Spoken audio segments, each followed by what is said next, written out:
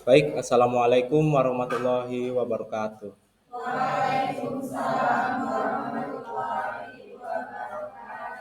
Selamat pagi semuanya. Terima kasih kepada Ibu Dr. Intan Kusumawati MPD dan para audiens yang sudah hadir pada pagi hari ini. Perkenalkan, kami dari kelompok satu, kelompok 2, salah. Perkenalkan kami dari kelompok 2. Perkenalkan nama saya Muhammad Robi. Saya Muhammad Rizal Hendra. Baik, pada pagi hari ini kami akan mempresentasikan tentang metode penelitian kualitatif.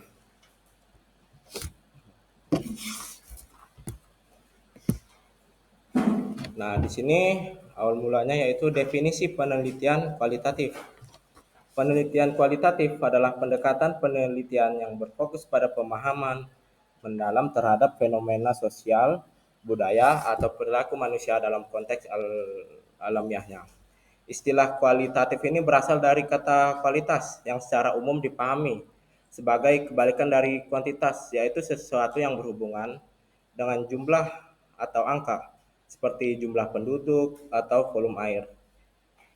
Penelitian kualitatif ini berbeda dengan penelitian kuantitatif yang berfokus pada data numerik. Penelitian kualitatif ini menekankan pada pemahaman mendalam terhadap aspek-aspek non-numerik seperti nilai makna, emosi, pengalaman, keberagaman, keindahan, karya seni maupun nilai sejarah suatu fenomena. Penelitian kualitatif ini dapat dipahami sebagai suatu metode yang berfokus pada deskripsi dan pemaknaan terhadap sifat, hakikat, atau nilai dari suatu objek maupun gejala tertentu. Penelitian kualitatif ini adalah jenis penelitian yang menghasilkan penemuan-penemuan yang tidak dapat dicapai dengan menggunakan prosedur statistik atau dengan cara kuantifikasi lainnya. Menurut Strauss dan Corbin tahun 2008 merinci bahwa penelitian kualitatif ini dapat digunakan untuk meneliti kehidupan masyarakat, sejarah, tingkah laku, fungsionalisasi, organisasi, gerakan sosial, atau hubungan kekerabatan. Menurut Creswell tahun 1998, beliau mendefinisikan pendekatan kualitatif sebagai suatu proses penelitian dan pemahaman yang berdasarkan pada metodologi yang menyelidiki suatu fenomena sosial dan masalah manusia.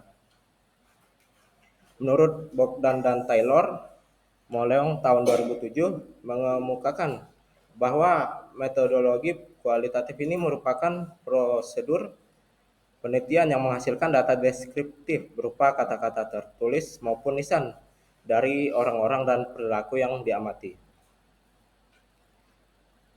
Penelitian kualitatif ini dilakukan pada kondisi alamiah dan bersifat penemuan. Dalam penelitian kualitatif ini, peneliti adalah instrumen kunci. Oleh karena itu, peneliti harus memiliki bekal teori dan wawasan yang luas, jadi bisa bertanya, menganalisis, dan mengonstruksi objek yang diteliti menjadi lebih jelas. Menurut M. Sobri Sutikno, Prosmala Hadi Saputra, tahun 2020, yaitu penelitian kualitatif sebagai salah satu metodologi dalam penelitian belum memiliki definisi yang baku dan disepakati penggunaannya secara umum. Definisinya dapat disimpulkan lebih komprehensif, integratif melalui penelusuran definisi-definisi yang telah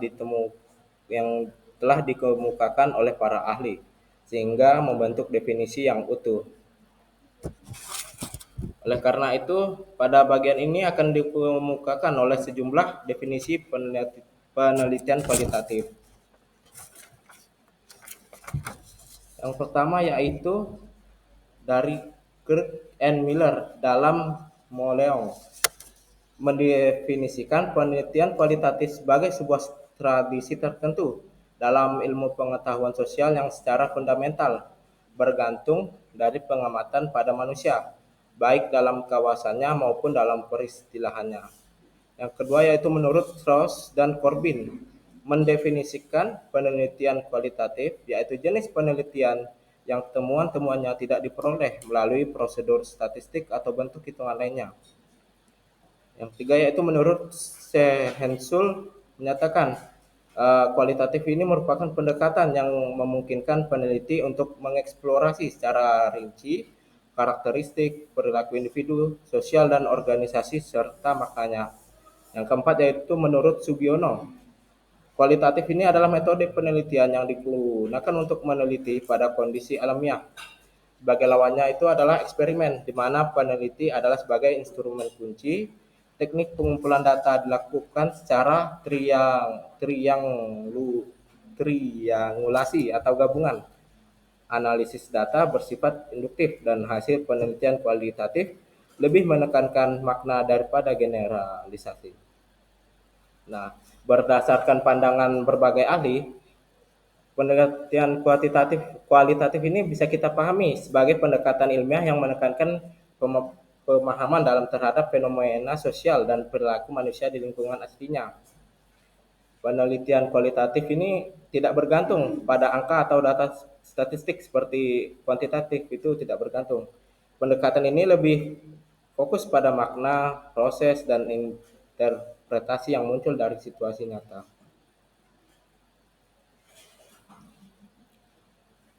Peneliti sendiri yang menjadi alat utama untuk mengumpulkan dan menganalisis data dengan menggunakan metode seperti observasi, wawancara, dokumentasi.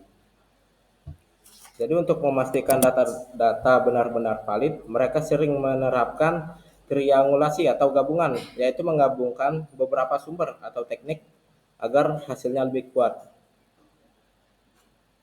Analisis datanya induktif, artinya teori dan pemahaman dibangun langsung dari temuan lapangan, bukan dari hipotesis yang sudah ditetapkan sebelumnya. Tujuannya untuk menggambarkan realitas sosial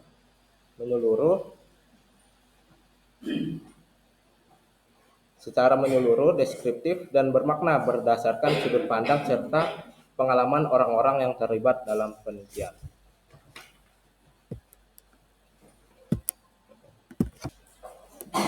Baik, perkenalkan nama saya Isma. Saya akan menjelaskan tentang ciri khas penelitian kualitatif.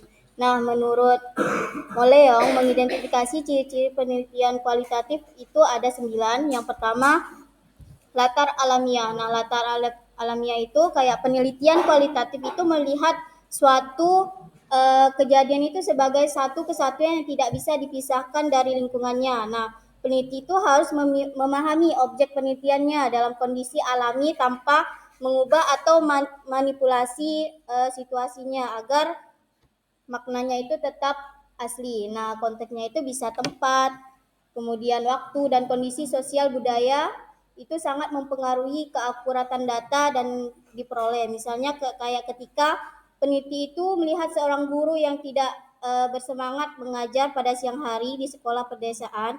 Nah, kita itu tidak bisa langsung menyimpulkan bahwa kinerja guru itu buruk. Bisa jadi dia itu karena ada faktor seperti kelelahan, kurang sehat, atau menghadapi masalah pribadi. Nah, dari contoh ini kan menunjukkan bahwa hasil pengamatan itu baru bisa dianggap valid jika kita itu mempertimbangkan seluruh konteksnya yang melingkupinya. Nah, pengamatan yang dilakukan itu tadi itu hanya sekali tanpa memahami konteks secara menyeluruh tidak akan memberikan pemahaman yang tepat tentang fenomena yang diteliti. Yang kedua, lebih mementingkan proses.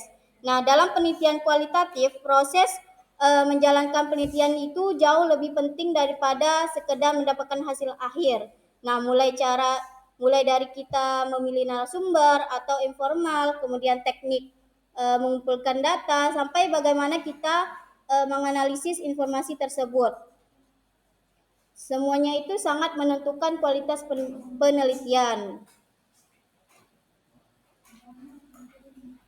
Kemudian yang ketiga itu manusia sebagai instrumen. Nah, dalam penelitian kualitatif kita sendiri yang menjadi peneliti. Kemudian dia itu menjadi alat utama untuk mengumpulkan data melalui pengamatan dan wawancara.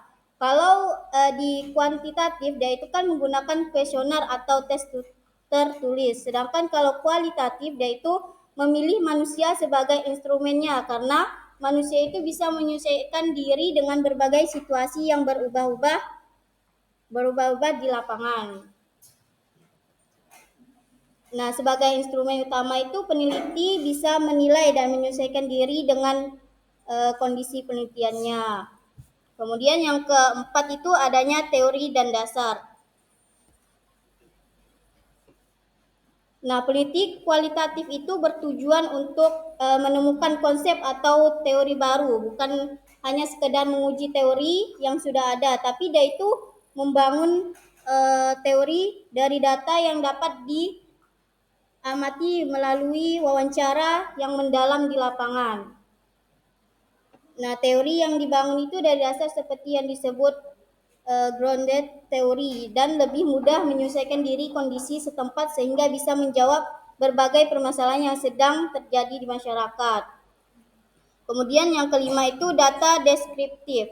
Nah, data dalam penelitian kualitatif itu berbentuk kata-kata, narasi atau gambar. Nah, bukan angka. Misalnya saat mewawancarai 3 pelajar tentang pandangan mereka terhadap korupsi. Nah, peneliti mendapat tanggapan yang berbeda.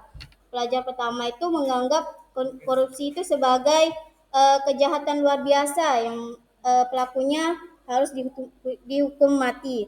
Nah, yang kedua, pelajar kedua itu berpendapat pelaku korupsi itu pantas dihukum seumur hidup agar menimbulkan efek jera. Nah, sementara pelajar ketiga itu menilai korupsi itu sebagai kejahatan ekonomi yang pelakunya harus dimiskinkan. Nah, ketiga pandangan itu harus disajikan apa adanya sesuai ungkapan aslinya. Nah, kita itu tidak boleh menjadi angka seperti dari pelajar ketiga, dua atau satu. Nah, peneliti itu juga harus menggali lebih dalam dengan menanyakan alasan dan pandangan mereka tentang hukuman yang tepat agar data itu lebih kaya dan bermakna.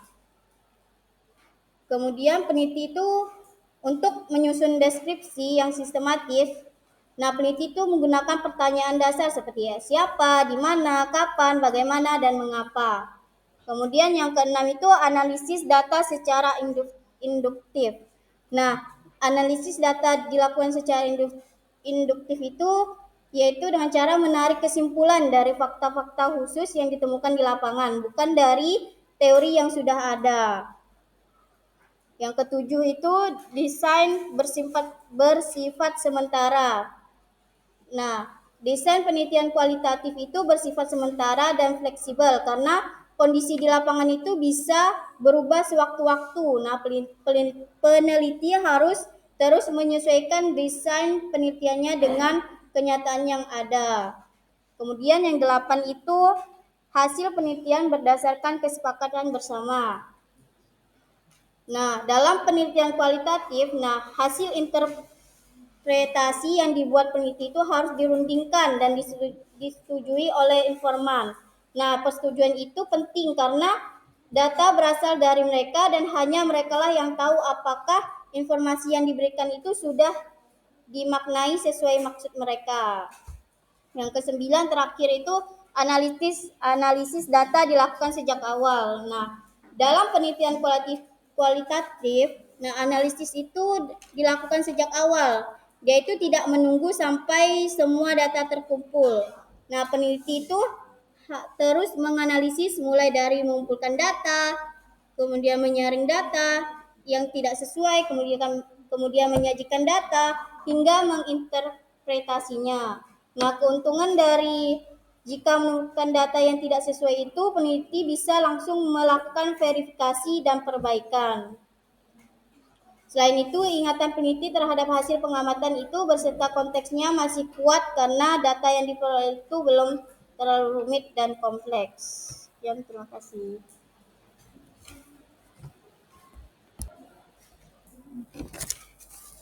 Cara menentukan latar belakang masalah metode penelitian kualitatif. Nah, di sini ada beberapa cara. Yang pertama, hal-hal apa yang ideal atau normatif atau yang diharapkan dalam menyusun latar belakang masalah dalam penelitian. Yang pertama ada perlu diuraikan ada apa dan bagaimana seharusnya masalah itu, bagaimana idealnya, dan apa yang diharapkan. Dalam hal ini, peneliti perlu mengemukakan teori yang mendukung atau peraturan-peraturan yang berkaitan dengan masalah yang akan diteliti. Misalnya nih, misalnya kita meneliti tentang masalah prestasi belajar siswa. Maka yang perlu kita uraikan adalah bagaimana prestasi belajar yang ideal, bagaimana prestasi belajar menurut peraturan yang berlaku, dan bagaimana prestasi belajar yang diharapkan. Yang kedua, fenomena apa yang teramati. Menguraikan fenomena yang teramati berarti menuntut peneliti melakukan penelitian pendahuluan untuk mengetahui fenomena yang terjadi di lapangan. Fenomena akan diamati disesuaikan dengan apa yang ideal, normatif, atau yang diharapkan. Misalnya nih, akan meneliti tentang prestasi belajar siswa, maka yang perlu diamati adalah bagaimana prestasi belajar siswa. Data prestasi belajar dapat diperoleh melalui dokumen prestasi belajar yang ada di sekolah atau melalui wawancara dengan guru bidang studi, wali kelas, atau dari siswa itu sendiri. 3. Adakah kesenjangan pada bagian ini? Nah, peneliti menguraikan perbandingan antara apa yang ideal, normatif, atau apa yang diharapkan. Dari perbandingan tersebut dapat dilihat apakah ada kesenjangan yang diharapkan dengan kenyataan yang teramati di lapangan.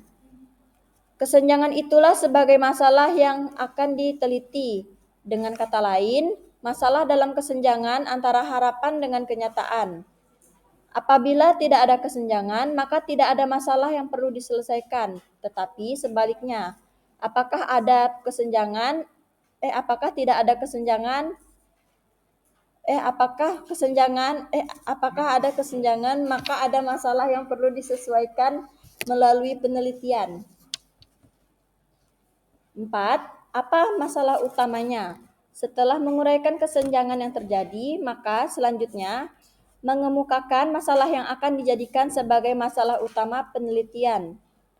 Masalah ini dijadikan sebagai masalah yang akan dirumuskan dalam rumusan masalah penelitian. 5. Konsekuensi apa yang muncul apabila masalah itu dibiarkan? Bagian terakhir dari latar belakang masalah adalah menguraikan konsekuensi yang akan terjadi apabila masalah utama penelitian tidak diselesaikan. Untuk menyesuaikan atau menyelesaikan masalah tersebut, diperlukan penelitian. Nah, hal ini penting karena dapat memberikan gambaran akan pentingnya penelitian itu dilakukan. Untuk menemukan arah penelitian yang tepat, penelitian melakukan studi pendahuluan melalui wawancara dan observasi awal. Metode ini membantu penelitian memperoleh data awal sebagai dasar penyusunan konteks penelitian. Data yang diperoleh diuraikan dari hal-hal yang bersifat umum menuju hal-hal yang lebih spesifik atau pendekatan deduktif sampai induktif. Dalam proses wawancara dan observasi, peneliti memberi kebebasan penuh kepada informan untuk menyampaikan pengalaman, pandangan, atau gagasannya tentang topik penelitian. Lanjut, cara merumuskan masalah penelitian kualitatif. Menurut Bogdan dan Birkeland dalam Letih 2009, dalam penelitian kualitatif, perumusan masalah dilakukan secara umum pada tahap awal, kemudian difokuskan kembali seiring dengan proses pengumpulan data di lapangan. Artinya, rumusan masalah dalam penelitian kualitatif bersifat dinamis dan dapat berkembang sesuai dengan temuan yang muncul di tengah proses penelitian. Meskipun demikian, penelitian tetap harus memahami penelitian kualitatif tersebut. Itu juga disebut sebagai fokus penelitian. Nah, penetapan fokus memiliki 2 tujuan utama. Yang pertama ada fokus membantu lingkup penelitian agar tidak meluas ke bidang lain yang tidak relevan. Misalnya nih, apabila penelitian hanya berfokus pada upaya menemukan teori dari data empiris, atau grounded theory, maka aspek penelitian lain tidak akan dijadikan prioritas.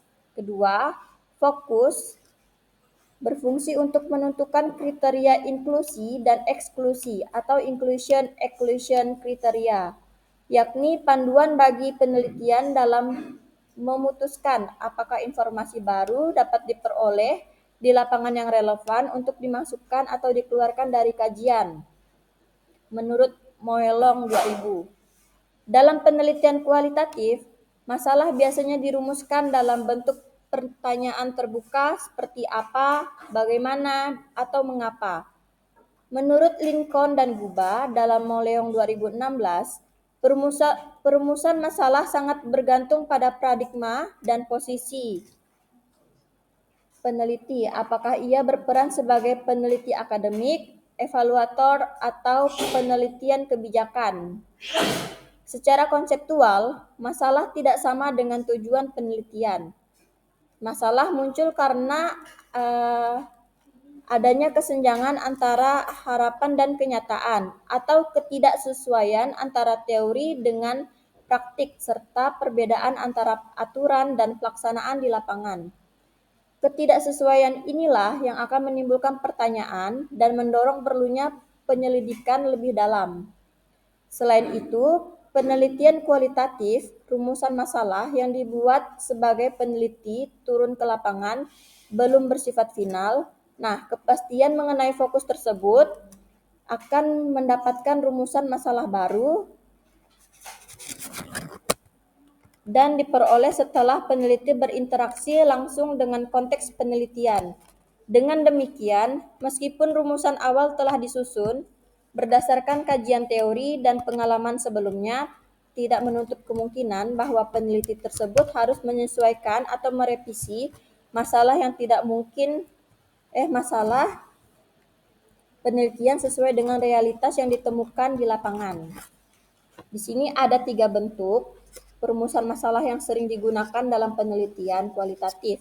Yang pertama, bentuk perumusan masalah secara diskusi yang disajikan secara deskriptif tanpa pertanyaan-pertanyaan penelitian.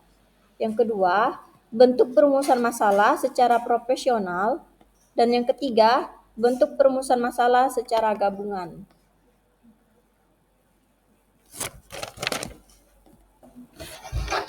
Baik, kita langsung ke cara menentukan tujuan metode penelitian.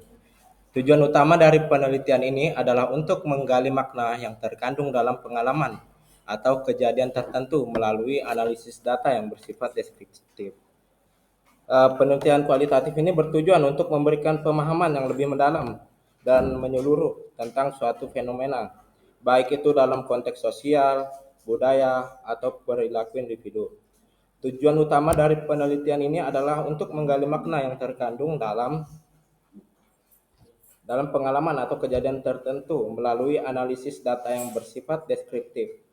Selain itu, penelitian kualitatif bertujuan untuk mengeksplorasi dunia subjektif yang dimiliki oleh individu atau kelompok yang tidak bisa dijangkau dengan metode kuantitatif.